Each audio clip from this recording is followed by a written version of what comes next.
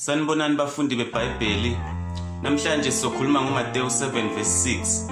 uJesu Kristu lapha ethi khona ninganiki izinja okungcwele, ningaphonsi amaparele enu phambi kwezingulube ngoba ziyowanyathela bese futhi ziphenduka zinhlebhule.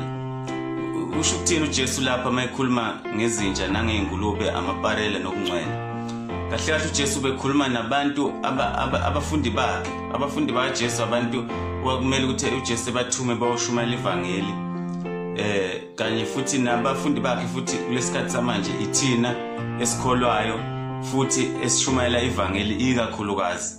So uJesu Kristu mayethi ninganiki okungcwele izinja, usho ukuthini na? Usho ukuthi ivangeli lingcwele, but mawulinika izinja siyazi ukuthi iBhayibheli lithi izinja inja ifika idle amahlanza ayo iphinde futhi ibuyele kuwo iwadle. So kufana nomuntu ongamshumayeza ivangeli ayeke isona phinde buyele kuso futhi in full. So kusho ukuthi uJesu ninganiki izinja okungcwele, futhi ningamniki umuntu onjalo ivangeli noma gcine uyeke ukumshumayeza ivangeli, ngoba vele uyabona ukumshumayeza kwakho akusizi ngalutho, akumbenefiti ngalutho, akumenzi ukuthi ashintshe kunaloko uphinda buyele kuso futhi isono sakhe. So okay, mayesethi kuJesu Kristu ningaphonsi amaparele enu phambi kwezingulube, usho ukuthini na?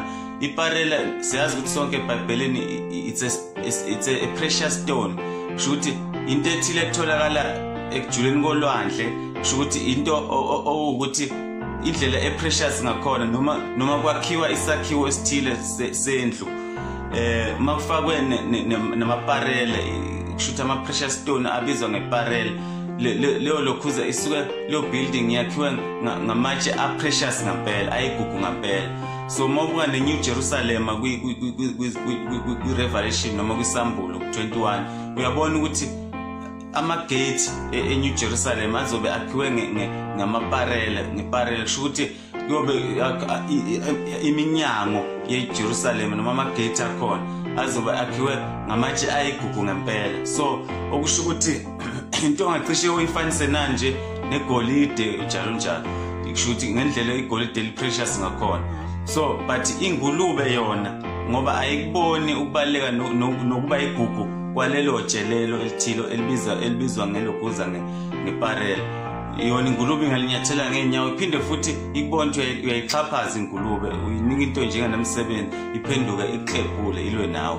So kusho ukuthi yini? Kusho ukuthini? Kusho ukuthi khona abantu ongathi ushumayela ikubo ivangeli bona belibona lingenamsebenzi, liwubula, lithi izwi lento iwubula kwababhubhayo kodwa inzuzo kubantu ababuKristu. So ngamanye amazwi uma kusho ukuthi khona abantu othi mawushumayela kuba ivangeli belithatha njengento eyubula engenamsebenzi, ningaze nixabana impela nje, uyabona. So ingakho uJesu ubuyethi hlakaniphani njengamabululu kodwa nibe mnene njengamajuba, kusho lungani nibe mnene kodwa nihlakaniphe njengamabululu, njengama-serpent, njengey'nyoka, kusho nihlakaniphe. Kusho ukuthi ngasikhathi nifika kubantu nishumayela ivangeli kungenzeka abanye babe ingozi, ngisho ukuba ingozi kini manishumayela ukuthi kuhlakaniphani, uyabona. Ngakho-ke usho ukuthini uJesu uthi-ke ningaphonsi amaparele, kusho ukuthi mawubona ukuthi ufike kwi-situation lapho ubona khona ukuthi okay lapho sengishumayela khona engathi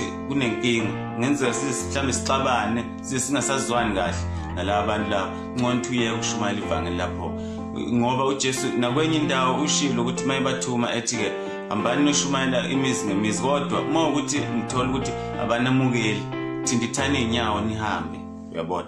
So-ke labo sebodibana nami ngomhla wobahlulela ezethi-ke manithinta iy'nyawo nihamba, ezethi kuyoba ngcono kwabaseSodoma kunalawo bantu labo nge-judgment day. So-ke ngamanye amazwi usho ukuthi-ke yimina engizodila nabo ekugcineni. Mina uma ukuthi abanqaba ivangeli sukani kubo, ngoba kahle kahle ivangeli akusiyo into yokuthi umuntu olishumayelayo usuke desperate ukuthi Nkosi yami uma ngingashumayelanga kulaba bantu angazi ngizoba yini. Cha, ivangeli limahhala, akusinto yokuforce umuntu ngoba limahhala, kanti limahhala linjalo lingcwele futhi lingcwele linjalo liprecious ngandlela yokuthi ngalo ngokwamukela lona ngeke uye esihogweni ingunaphakade. Isihogo siyazi sonke ukuthi isihogo into iBhayibheli liveze njengento ebuhlungu kanjani ingunaphakade futhi. So li precious ngendlela ukuthi ngalo limala linjalo uzokhona ukuthi ungene izulu into precious ngendlela ukuthi uzochitha ingunaphakade uzobe ukujabulela ukuthi wamukela ivangeli ngempela kwaba yilona elikwenza ukuthi uhlale endaweni enjena ingunaphakade. So li precious ngendlela ukuthi kufanele ngabe yithi abantu esihambe sifuna ivangeli, yithi esihambe sihlupha abashumayeli sibacela ukuthi ungishumayeze nje ivangeli, ngicela ukuthi lapha ngithole iclarity lapha njalo. Kodwa kunalokho uNkulunkulu wenza umusa ukuthi kube nabantu yena aba-appointayo yena uNkulunkulu ukuthi bahambe baye kubantu bawabagxisha ngevangeli noma belifuna noma bengalifuni, yabona. So kuumusa lokho ngoba lithi iBhayibheli ngelilanga insizwe ezinhle nentombi ezinhle ziyozulazula impumalanga nentshonalanga zihambe zilifuna ivangeli zingasalitholi, singasekho isikhathi salokho. Kodwa njengamanje kuseyisikhathi sokuthi lishunyayelwe. Lithi iBhayibheli liyoshunyayelwa before umhlaba kuphela, liyoshunyayelwa umhlaba wonke leli vangeli. So kuseyisikhathi sokuthi abantu benyanyiswe ngevangeli, yabona. Bazi bethi abanye kodwa siyobathini la abantu bazi basinyanyisa ngevangeli noma uthi uyangapha nabo uthi uyangapha nabo. So uthi nulalela uvula nered uthola kuyashunyayela, uvula iTV uthola kuyashunyayela, uye enkonzweni bakushumayeza, ekhaya bakushumayeza, kuphi uthi uyahamba uthole ama-building abhaliwe ukuthi Jesus is the Lord, Jesus is Savior njani. So okay-ke uJesu Kristu kusho uvezile ukuthi ivangeli akusinto ukuthi uba desperate ukuthi ufuna ukushumayela kulabo. Ngasikhathi uyibambelela ngabantu elingabasizi ngalithi ivangeli, kusho ukuthi khona abantu obabambelela ufanele ngabe ushumayela kubo, dlulela kwabanye phambili uma bengalifuni abanye ngoba bakhona abanye abalidingayo, yabona. Isiphiwo ikakhulukazi isiphiwo sokushumayela noma nesiphiwo sokufundisa isiphiwo esishisayo njengazonke iphiwo kahle zikamoya ziyashisa. Awukwazi ukuthi mhlawumbe ube sebandleni ungasisebenzisi. Uma ungasisebenzisi usebandleni ngathi uyasha, uyabona. Ufuna ukuthi ngathi ungasisebenzisa ngoba uGcobo liyashisa. So okay-ke ngenxa lokho ukuthi uGcobo liyashisa, uyabona, uthola ukuthi-ke vele umuntu ophiwe ukushumayela ivangeli noma ukufundisa ivangeli uyabonakala ebandleni ukuthi uyabona ulokhu elishumayela nje njalo uye phambili lokhu elishumayela njalo.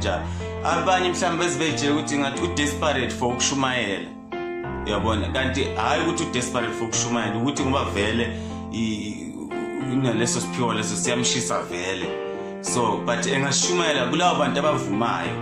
Kodwa futhi uma ukuthi labo bantu abangalifuni ivangeli angakwazi ukuthi afika athule ebandleni, athule njengalishumayela, kungabi nankinga ndawo futhi angashiswa uGcobo ngoba lapho-ke vele useyazi ukuthi lapho vele decide ukuthi ngeke alishumayele lapho.